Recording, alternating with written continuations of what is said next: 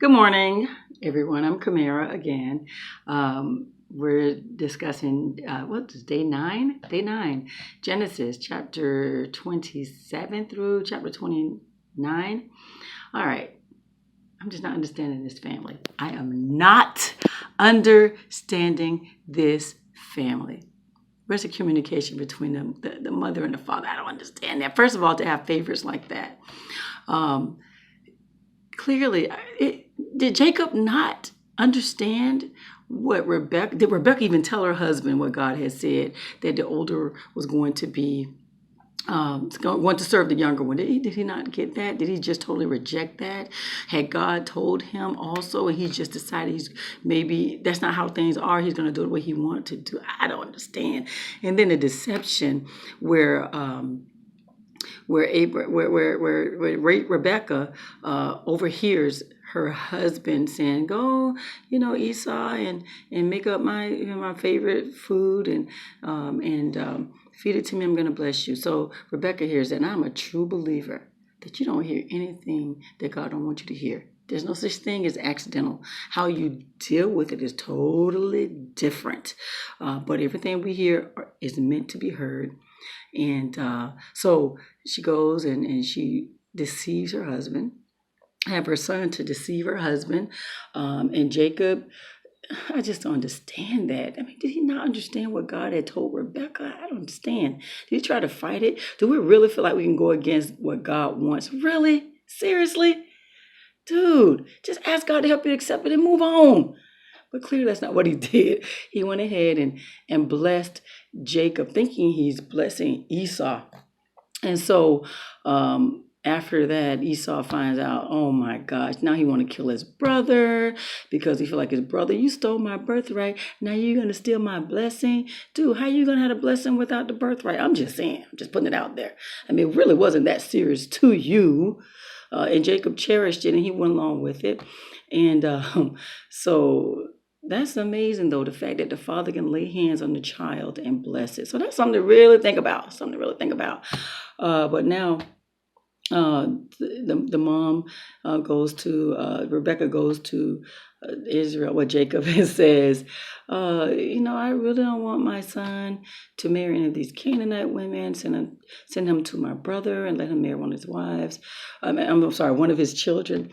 And so that's what he does. And she only did that because she feared. First of all, I'm sure she didn't want her son to marry one of the Canaanite women, but she feared for her son's life, thinking that Esau was going to kill him. So then Jacob went ahead and went with that. The crazy part about it is that Jacob didn't seem to be angry that he was deceived. Really? Really? That's serious. I mean, think about it. If he didn't believe the report, he believed it then. You cannot stop God's will from happening. And there's no mention that he was upset with Jacob for deceiving him. No mention that his wife he just blessed his son again and sent him on his way. Crazy, right?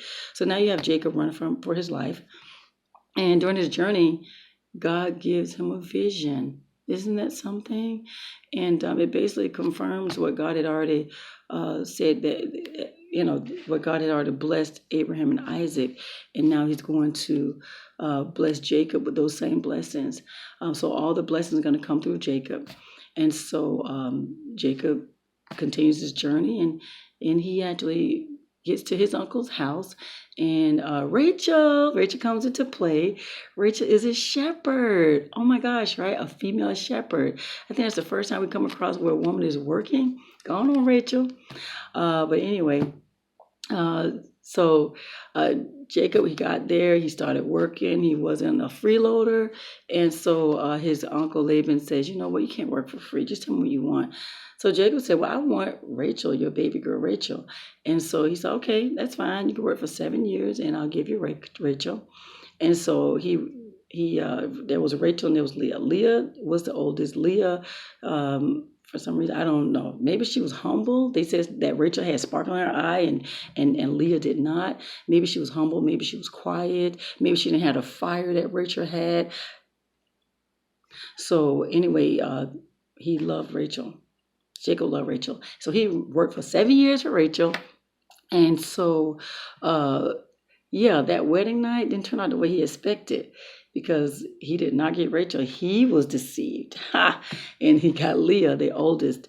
And so he confronted his father-in-law like, what, dude, what, we agreed on me getting Rachel 7 years. Why I wake up and I'm thinking, really? I guess it was dark, no lights, no night lights, no, the stars weren't shining. I don't know. He didn't see that he was not with Rachel. I mean, anyway, so Laban was like, well, our custom is you cannot marry off the baby until the oldest is the oldest child had to be married off first. But get this, you can work another 7 years for Rachel. Seriously? Come on, Laban, you're taking advantage. Couldn't he just talk to Jacob before and say you got to marry both or the oldest first? I can't let you unless I don't know. Anyway, it is what it is. And so he marries Rachel after like a week or 10 days. Was it 7 or 10 days? No, I don't remember. Anyway, he marries Rachel. Okay, and then he works 7 more years for Rachel. This is the thing. He has 2 wives, 2 brand new wives. And he absolutely loved Rachel. So my thing is, God is so wonderful because it was honorable for women to have babies.